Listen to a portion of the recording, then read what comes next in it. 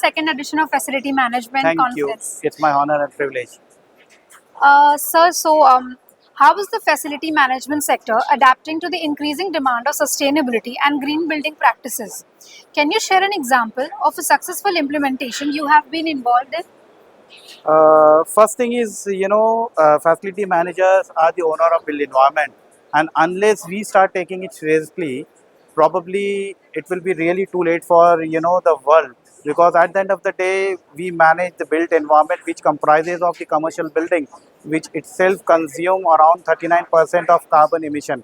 So at the end of the day, if we are not serious, if the FMs are not quite intelligent to run the operation in a most environment economical way, probably things will get difficult. So facility management have really taken a step ahead, and COVID is one of the example when we all as a fraternity and community have proved that we are geared up to manage the facility with the use of technology. So that is one of the important thing which adds a fundamental or a flavor to the sustainable practices.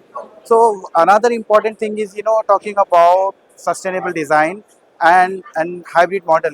And secondly, post COVID, lot of organizations have started working into a scenario wherein the offices have started reducing the footprint of their offices. So that what happens when you have a smaller offices, larger of the crowd works from home, but at the same time the liability of facility manager goes beyond one particular demographic. But once you shorten your footprint, that is one of the case wherein you are reducing a lot of carbon emission by reducing the energy conservation.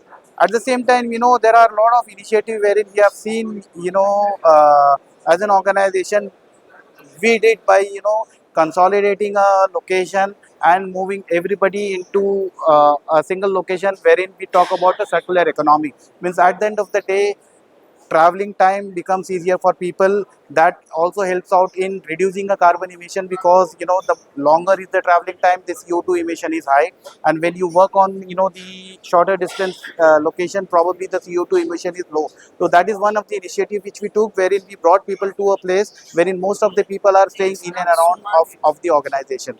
Second thing is, one thing was the facility manager should look into is about the building. The envelope itself should be sustainable, because it is not about your internal sustainability practice, but you need to also have a building which itself should be sustainable, because building overall have a lot of elements like your HVAC, your glazing, and so on and so forth. If they are not in a favor of contributing to a sustainable element, probably you will be ending up choosing a wrong structure for your operations. So with IGBC and ASSOCHAM GEM and other bodies coming into picture, the awareness between the facility manager has grown, and we know when we look at facility, the base or the fundamental of the selection itself is that we look for a sustainable environment. So there is a lot happening on the facility management side, and we also have initiated. We have moved to a very sustainable building. We have worked on a fundamental of circular economy, wherein people travel time is reduced, and that's how we add value to CO2 emission. The design has been sustainable. We have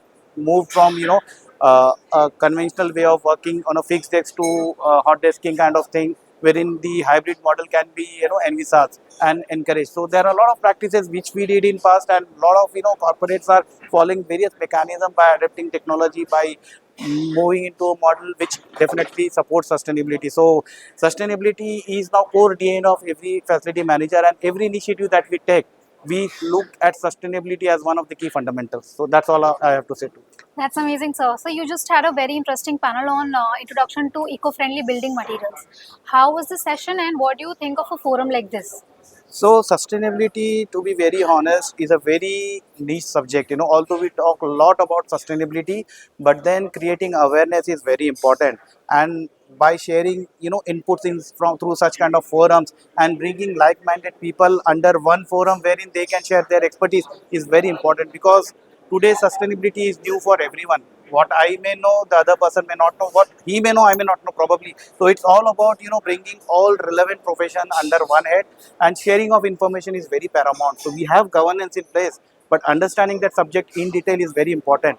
And when we have such kind of discussion, that creates a lot of awareness among people to know what sustainability is all about and what kind of practices, whether the service provider or we as a corporate or partners are doing to ensure that sustainability is attained. We have to speak by example. It cannot be a theoretical talk. It has to be a live case study which we need to put before the delegates, and that is what we did. Each of us shared our own experience, our own expertise, and our own case studies, and that's how I found that the delegates out here found it very insightful, and I got a lot of compliments from people sitting out here that it was very insightful session. So I found that the panel members were quite competent, and the team here has done quite a phenomenal job to bring right people speaking right things. Great, sir. Thank you so much for your time, and we wish you all the best. Thank you so much. Thank you.